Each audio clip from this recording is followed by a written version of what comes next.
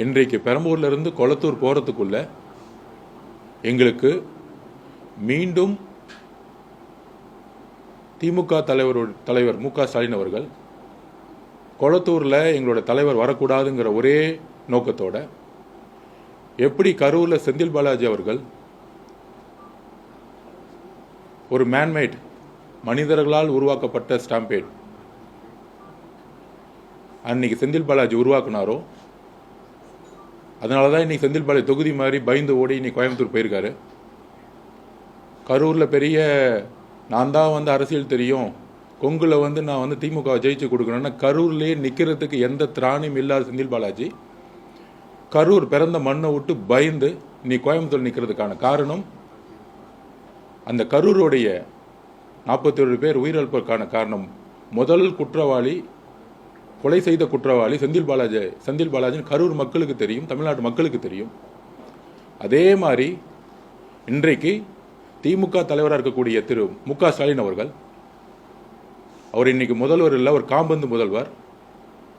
என்னுடைய பார்வையில், எங்களுடைய பார்வையில் ஒரு முன்னாள் முதல்வர். தன்னுடைய தொகுதிக்குள்ள யாருமே பிரச்சாரம் பண்ணக்கூடாது, இத்தனை நாள் ஜெயிச்சிருந்ததுக்கான காரணம் ஒரே காரணம்தான், எதிர்த்து நிற்கிறதுக்கு அங்கே ஆள் கிடையாது. அதிமுகவும் இல்லை, எந்த கட்சியும் கிடையாது, யார் நின்னாலும் விலைக்கு வாங்கிடணும். இதுதான் இந்த திமுக குடும்பத்துடைய வலு, ஒரு ஜனநாயகமற்ற செயல். அப்போ எங்களுடைய தலைவர் கொளத்தூரில் எங்களுடைய வேட்பாளர் பிரச்சாரம் செய்யும் பொழுது பெரம்பூர்லேருந்து கொளத்தூருக்குள்ள லைவில் இருக்குது, நீங்கள் பார்த்துருப்பீங்க. எந்த இடத்துலையும் காவல்துறை இல்லவே இல்லை, எந்த இடத்துலையும் இல்லை. இன்னைக்கு காலையில் வீட்டிலேருந்து பெரம்பூரில் நாமினேஷன் பண்ணி முடித்து நாமினேஷன் பண்ண இடத்துல இருந்து ஒரு ஸ்பாட்டை கொடுத்து பெரம்பூரில் இருக்க காவல்துறை மக்களுடைய பாதுகாப்பை கருதி ரோடை பிளாக் பண்ணி அவர் அமைதியாக பிரச்சாரம் பண்ணிட்டு அடுத்த பிரச்சார ஸ்பாட்டு போகிறதுக்குள்ளேயே கொளத்தூரில் வந்தால் எந்த விதமான காவல்துறையும் சப்போர்ட் இல்லை. தலைவருடைய பாதுகாப்புக்கு எல்லா விதமான ஒய் பிரிவு இருக்குது, தொண்டர்கள் இருக்காங்க.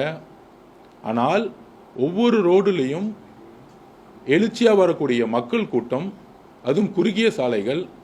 அந்த குறுகிய சாலைகளில் முக்கியமாக அதிகப்படியான பெண்களும் குழந்தைகளும், நாங்கள் குழந்தைகள் வர வேணாம்னு சொல்லி நான் கையெடுத்து கூப்பிட்டு பொதுமக்கள்கிட்ட சொல்லியிருக்கிறோம்.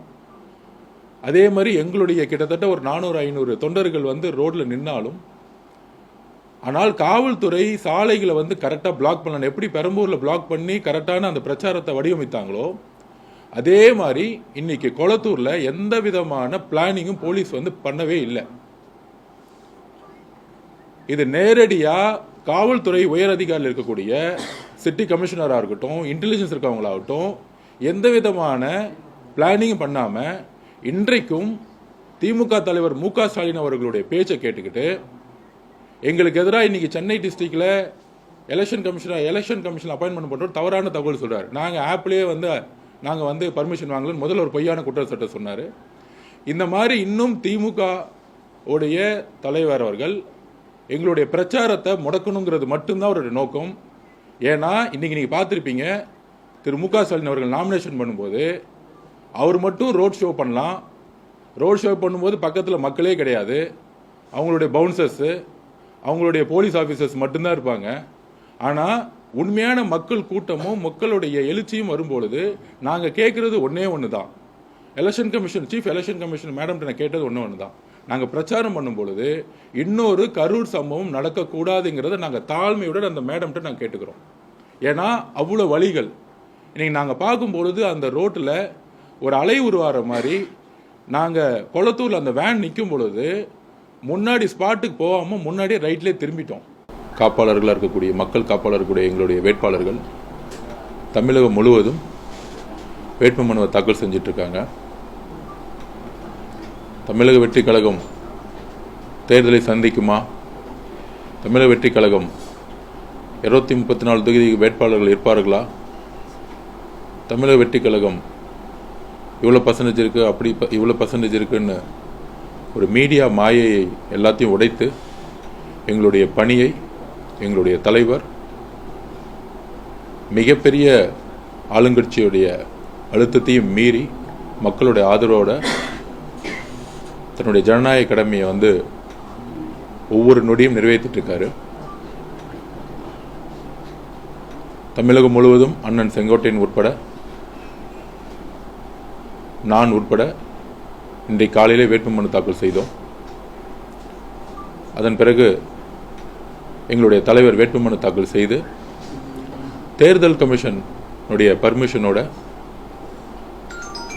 இன்னைக்கு கிட்டத்தட்ட ஒரு 4 ஸ்பாட்ல தலைவர்களுடைய பிரச்சாரத்தை நாங்கள் மேற்கொள்ள இருந்தோம்.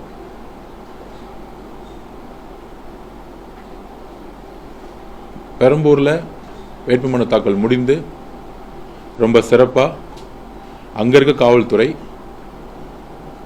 அந்த சாலைகளை கரெக்டாக பிளாக் பண்ணி மக்கள் கூட்டம் அதிகமாக கூடாத அளவுக்கு நல்ல சிறப்பாக ஏற்பாடு செஞ்சுருந்தாங்க. நாங்கள் அரசியல் ரீதியாக குற்றச்சாட்டு சொல்பவர்கள் அல்ல. பெரம்பூரில் இருக்கக்கூடிய காவல்துறைக்கு எங்களுடைய மனமார்ந்த நன்றிகள். எங்களுடைய தலைவர் விஜய் அவர்கள் வந்தாங்க.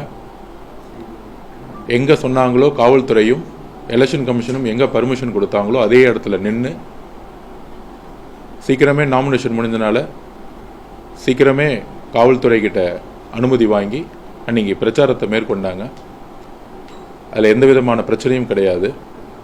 ஆனால் பெரம்பூர்லேருந்து கொளத்தூர் செல்லக்கூடிய வழி நம்ம ஆல்ரெடி போலீஸ்கிட்ட நம்ம அந்த ரூட்டை கொடுத்துருந்தோம்.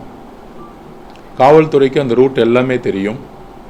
தலைவர் எந்த வழியாக வருவார், எந்த இடத்துல நின்று ஸ்பாட்டில் பேசணுங்கிறது காவல்துறை என்ஓசி கொடுத்து தான் அந்தந்த தொகுதியோடைய ஆர்வம் பர்மிஷன் கொடுப்பாங்க. ஸோ காவல்துறையோட அங்கே இருக்கக்கூடிய வேட்பாளரும் சரி மாவட்ட செயலாளரும் சரி பேச்சுவார்த்தையெல்லாம் நடத்தி தமிழக வெற்றி கழகத்துடைய தோழர்கள் காவல்துறைக்கு முழு சப்போர்ட் பண்ணி இன்றைக்கு பெரம்பூர்லேருந்து கொளத்தூர் போகிறதுக்குள்ள எங்களுக்கு மீண்டும் திமுக தலைவர் மு க ஸ்டாலின் அவர்கள் கொளத்தூரில் எங்களோட தலைவர் வரக்கூடாதுங்கிற ஒரே நோக்கத்தோட எப்படி கரூரில் செந்தில் பாலாஜி அவர்கள் ஒரு மேன்மேட் மனிதர்களால் உருவாக்கப்பட்ட ஸ்டாம்பேட் அன்னைக்கு செந்தில் பாலாஜி உருவாக்குனாரோ அதனால தான் இன்னைக்கு செந்தில் பாலாஜி தொகுதி மாதிரி பயந்து ஓடி இன்னைக்கு கோயம்புத்தூர் போயிருக்காரு. கரூரில் பெரிய நான் தான் அரசியல் தெரியும், கொங்குல நான் திமுக ஜெயிச்சு கொடுக்கணும்னா கரூர்லேயே நிற்கிறதுக்கு எந்த திராணியும் இல்லாத செந்தில் பாலாஜி கரூர் பிறந்த மண்ணை விட்டு பயந்து நீ கோயம்புத்தூர் நிற்கிறதுக்கான காரணம் அந்த கரூருடைய 41 பேர் உயிரிழப்பதற்கான காரணம் முதல் குற்றவாளி கொலை செய்த குற்றவாளி செந்தில் பாலாஜின்னு கரூர் மக்களுக்கு தெரியும், தமிழ்நாட்டு மக்களுக்கு தெரியும். அதே மாதிரி இன்றைக்கு திமுக தலைவராக இருக்கக்கூடிய திரு மு க ஸ்டாலின் அவர்கள் அவர் இன்னைக்கு முதல்வர் இல்லை, ஒரு காம்பந்து முதல்வர். என்னுடைய பார்வையில் எங்களுடைய பார்வையில் ஒரு முன்னாள் முதல்வர்.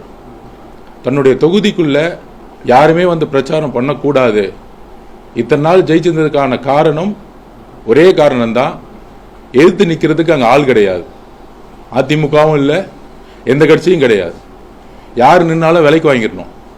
இதுதான் இந்த திமுக குடும்பத்துடைய வலு, ஒரு ஜனநாயகமற்ற செயல். அப்ப எங்களுடைய தலைவர் கொளத்தூரில் எங்களுடைய வேட்பாளர் பிரச்சாரம் செய்யும் பொழுது பெரம்பூர்ல இருந்து கொளத்தூருக்குள்ள லைவ்ல இருக்கு, நீங்க பார்த்துருப்பீங்க. எந்த இடத்துலையும் காவல்துறை இல்லவே இல்லை, எந்த இடத்துலையும் இல்லை.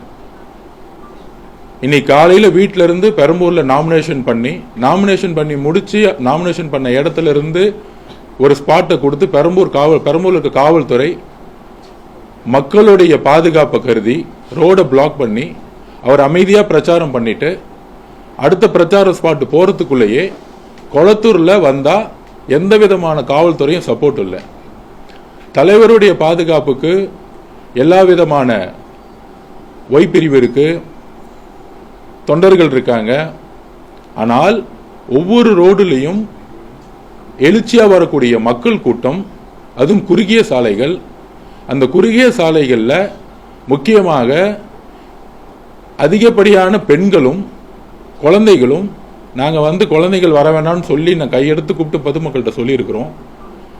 அதே மாதிரி எங்களுடைய கிட்டத்தட்ட ஒரு 400-500 தொண்டர்கள் ரோட்ல நின்னாலும், ஆனால் காவல்துறை சாலைகளை கரெக்டாக பிளாக் பண்ணணும். எப்படி பெரம்பூர்ல பிளாக் பண்ணி கரெக்டான அந்த பிரச்சாரத்தை வடிவமைத்தாங்களோ அதே மாதிரி இன்னைக்கு கொளத்தூர்ல எந்த விதமான பிளானிங்கும் போலீஸ் பண்ணவே இல்லை.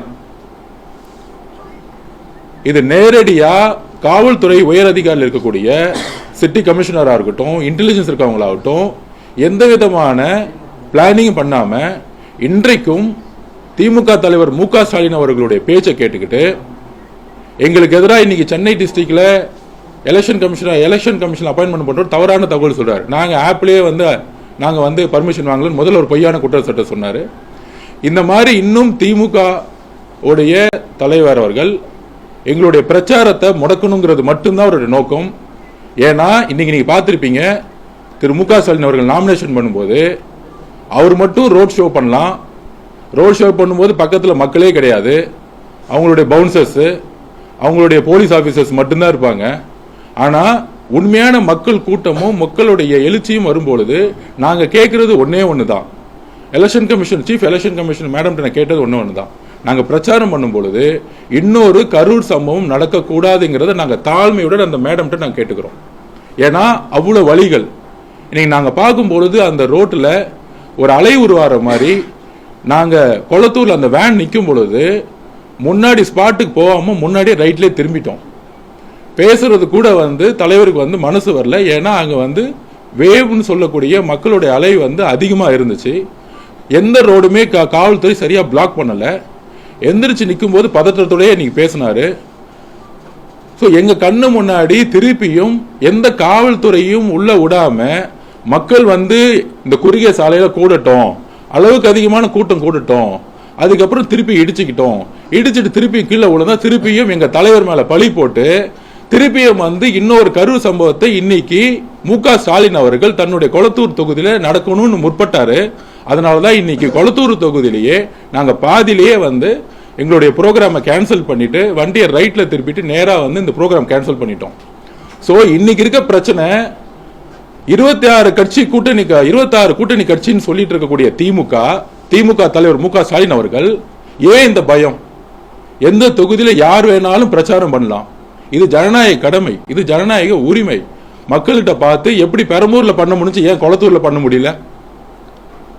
வில்லிவாக்கத்துல காவல்துறை சிறப்பா இன்னைக்கு பண்ணிருந்தாங்க. ஆனா போறக்கூடிய ரூட், அங்கிருந்து போறக்கூடிய ரூட்டுக்கு எந்த மாதிரி ஏற்பாடு பண்ணிருந்தாங்கன்னு எதுவுமே தெரியல.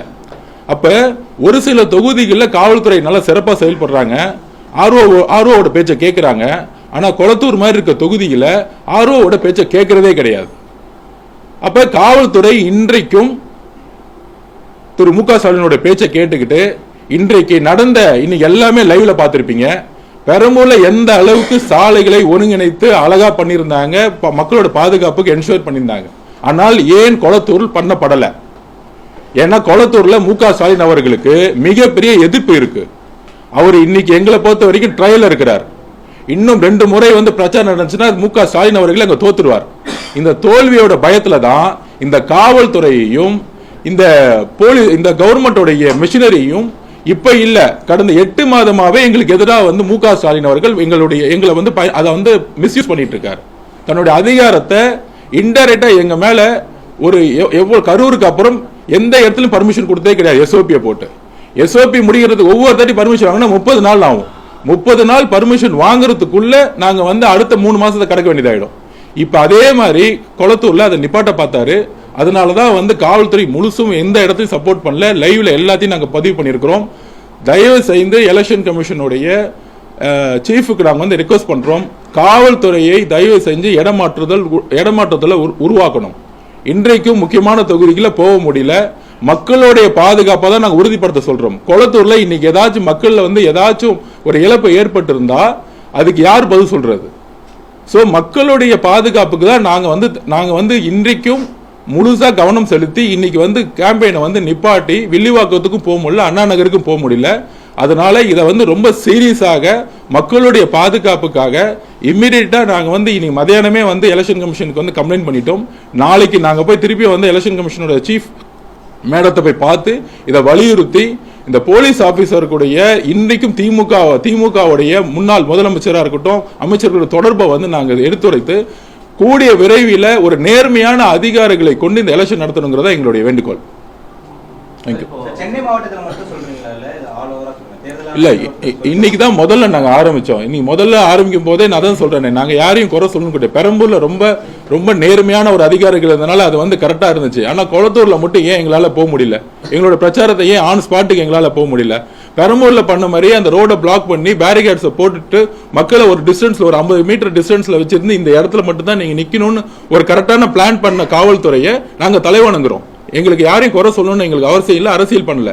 எங்களுக்கு திருப்பியும் மனித இழப்புகளோ மனித உயிர்களோ ஏற்பட்டக்கூடாதுங்கிற ஒரே விஷயத்த நாங்க திருப்பி பதிவு பண்றோம்.